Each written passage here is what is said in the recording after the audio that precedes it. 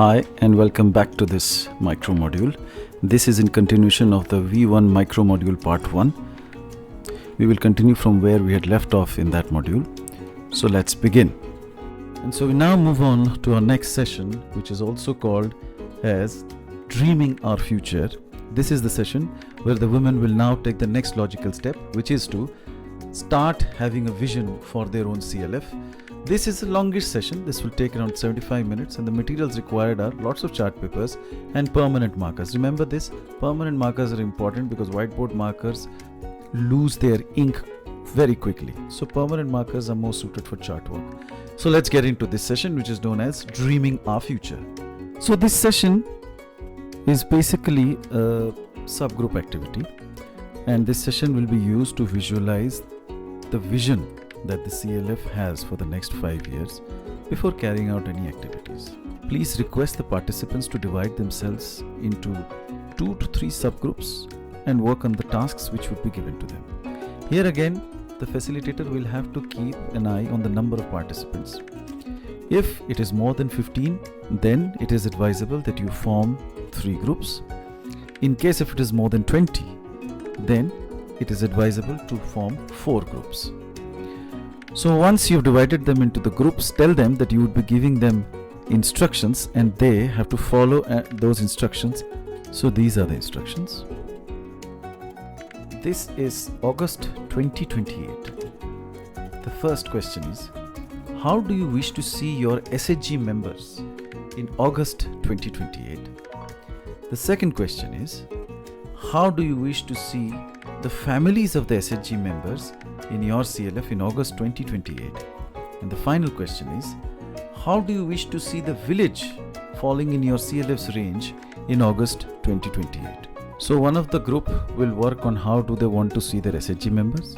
The second group would work on how do they want to see the families. And the third group would work on how do they want to see the villages. There may be occasions when participants do come to you and ask for your suggestions. So it is okay to give them suggestions, but do not give them answers. So after the 35 minutes are over, it's time for presentations. Once the presentations are done, the facilitator should paste these pictures in a place on one of the walls where it is very clearly visible to all the participants for the next 3 days of the training.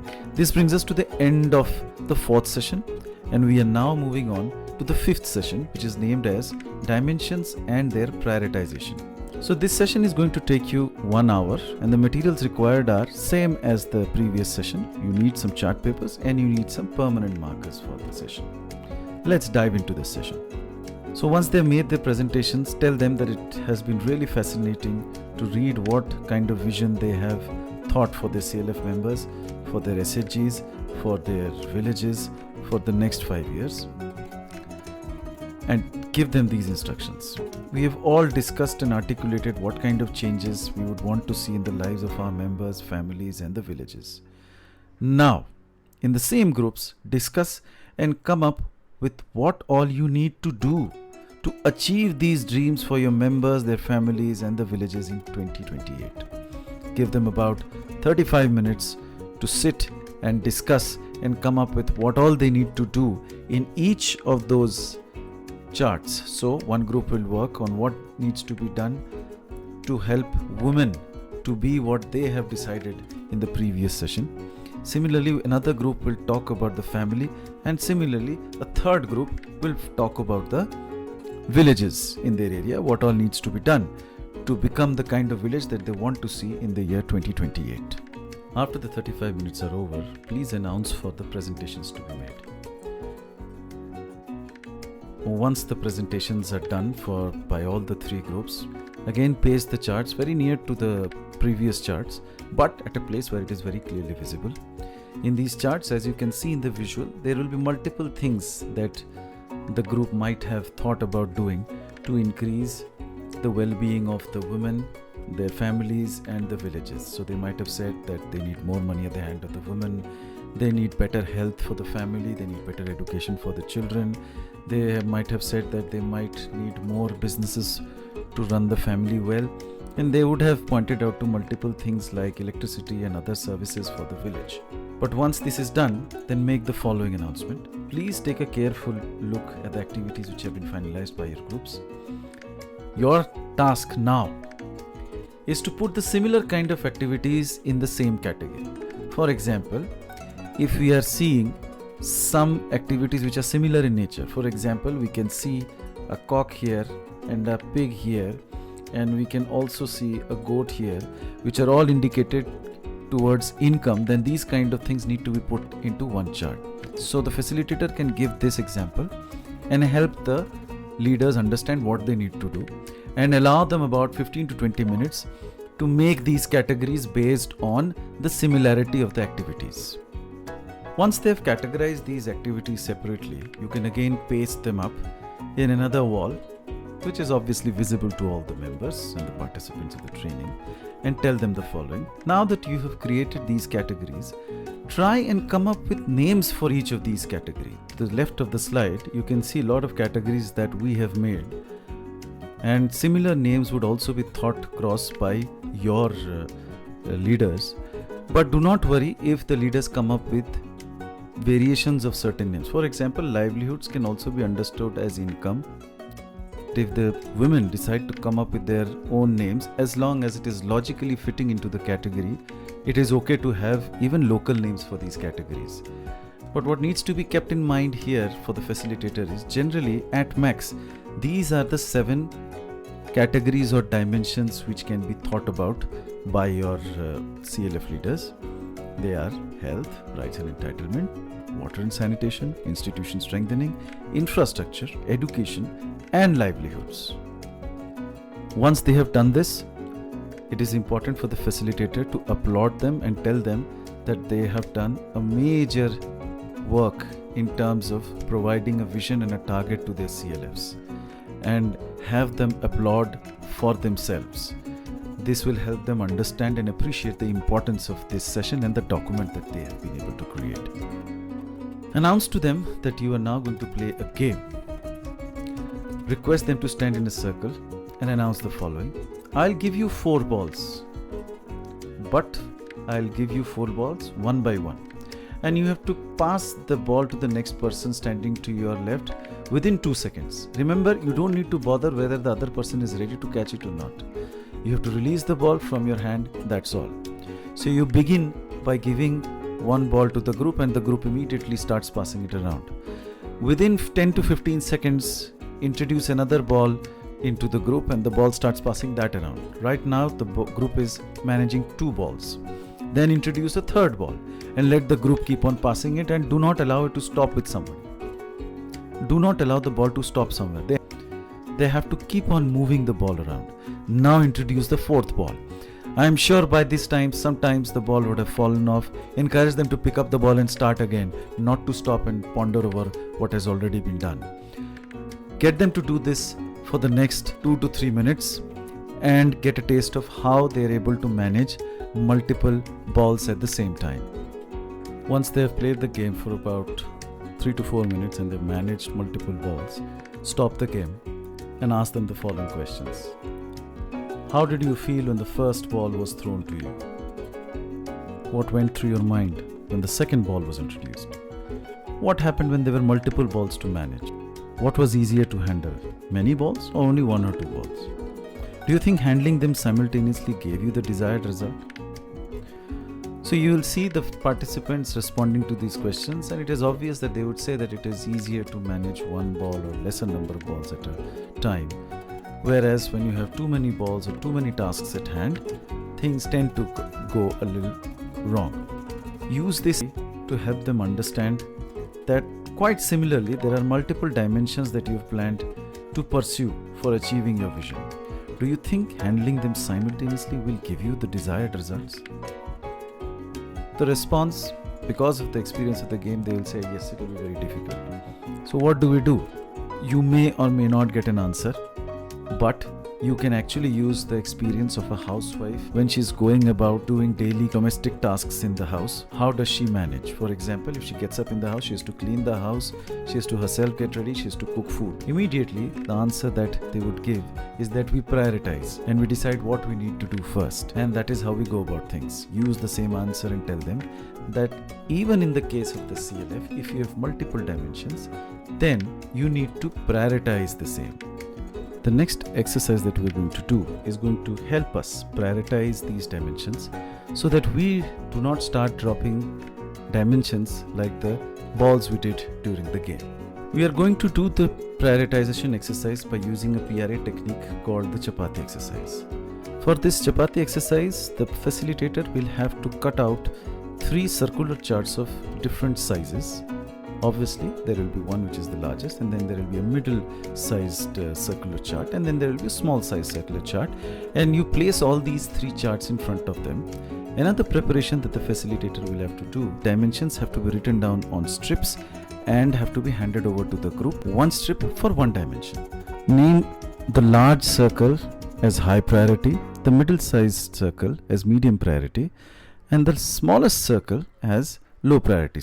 Once you've done this, hand over the strips of the dimensions written on them to the participants and tell them that they have to discuss amongst themselves and decide which dimension they would want to work first. Those dimensions whom they think are important enough to immediately start working need to be placed in the high priority dimensions. Those they think are not that important and urgent enough to start working on, then they need to keep them in the low priority. And those who are of a middle level priority, they have to be kept in the middle circle. Give them about 30 minutes to sit, discuss, and put the strips where they want to. Do tell them that it is okay to have multiple dimensions in one priority chart. Once they have completed their prioritization, ask them again whether they are happy with the results. If they say yes, then ask them what is their reason of placing the dimensions in the particular order that they have. If they are able to respond adequately and it seems to the facilitator that everybody agrees to it, then ask them to paste these dimensions on a wall where they can see it and refer to it in the next trainings and even this training. And again, request them to applaud for themselves because this is also a very important task that they have accomplished.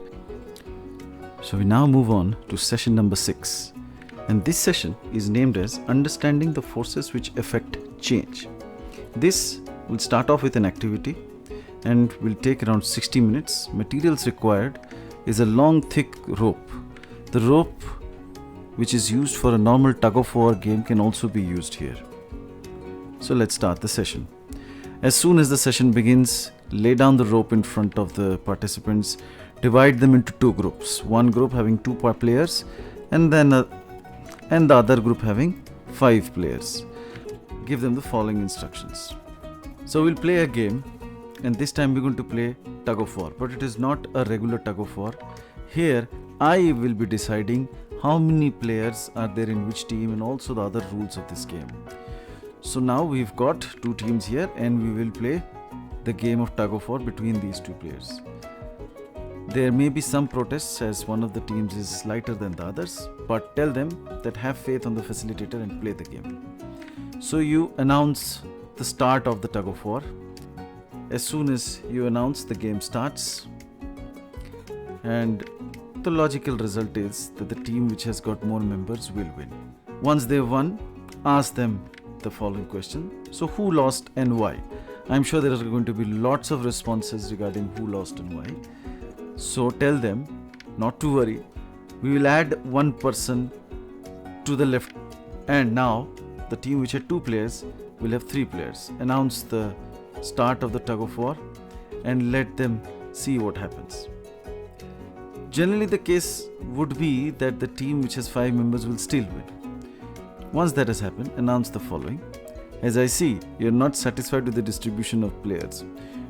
Okay, I will reduce 1 person from the right side and add 1 person to the left side so that there are equal people. Now let us see who wins. Announce the start of the tug of war and wait for them to play that game and decide the winners. It could be the team on the left, it could be the team on the right.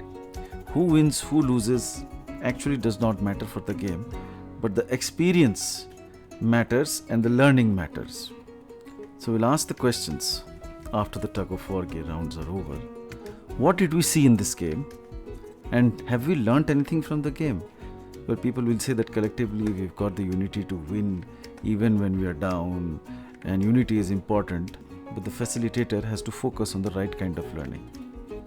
He will take the group, make them sit in a circle, and then start talking about the fact that whenever they go about trying to achieve the vision that they have seen for themselves, and refer to the charts which were prepared earlier, you'll have to tell them that there are two forces acting on the vision.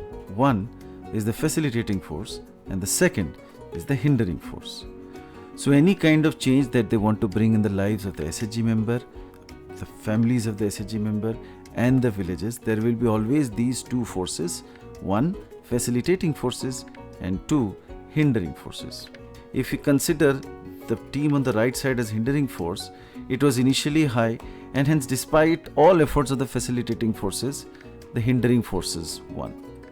Goals can only be reached when facilitating forces are increased and they are made more powerful than the hindering forces, or the hindering forces should be decreased so that facilitating forces have more force towards them. That is when desired change will happen. Now for this, we need to understand what are the facilitating forces for us and what are the hindering forces for us. The facilitating forces for us are our SHG members, our SHGs, the VLOs as forums, our cadres, our stakeholders, their relationship with us, and of course, our unity. And what are the hindering forces? Poverty, lack of resources, social discrimination, conflicts among members, lack of awareness, lack of understanding of how to run the CLF, and lack of effort on the part of the members. So these are all hindering forces which need to be reduced. And of course, the facilitating forces need to be increased. Now, come to the concluding point of this session. Tell the participants that as the CLF is constituted not just of these few members who are present for this training, but it includes every SHG member in all the villages in your range, it is important that the vision which you decided some time back by yourself has to actually come from the members, and then only it can be taken as a true representative vision for the CLF. But right now, it is only you who have visioned. How do we bring these members together so that they are also able to see a similar vision, and then a final consultative vision can be brought together? How can we do that? Wait for them to give some answers. I am sure somebody or the other will say that we need to do this kind of meeting with everybody in the village. Ask them this question. There are so many villages and staffs are very low. Who will do this kind of meetings? There will be some kind of deliberations. After that, there will be some doubts. So tell them that it is they who have to do this, because they are the ones who have to bring about this change. And it is their CLF, and it is not NRLM's CLF. It is a CLF which is made and being run and governed by the members themselves. So the members have to start this process. Which brings us to the next question, that when we go to the village and we want to do this kind of a vision with all the SHG members of a village, how do we do that? That brings us to the end of this session, and the preparation for the village level visioning will be done in the next session. By this time, friends, you would have finished day 2 of this training, and it is good to end the second micro module over here. We will continue with this training in the preparation and the planning for the village level visioning in the next micro module for V1. Till then, hoping that you have enjoyed this video, hoping that you have learned this video, have fun in facilitating V1. Thank you.